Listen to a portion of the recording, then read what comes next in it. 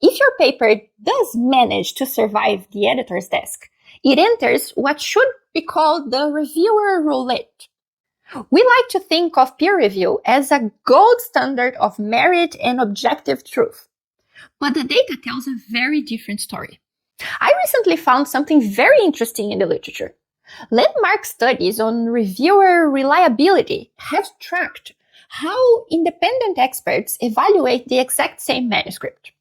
You know, when our paper is sent to 2 or more reviewers at the same time. And what they discovered is a bit terrifying. They found that the level of agreement between independent reviewers on whether to accept or reject the same paper is statistically barely better than a random coin flip. Think about that for a second.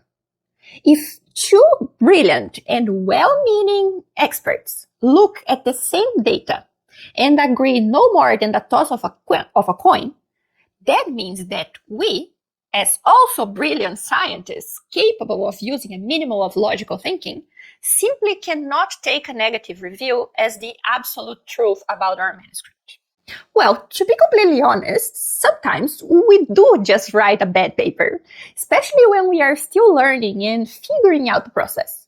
I've certainly written my fair share of drafts that simply weren't amazing, or even ready. And a rejection, in those cases, is just a fair evaluation.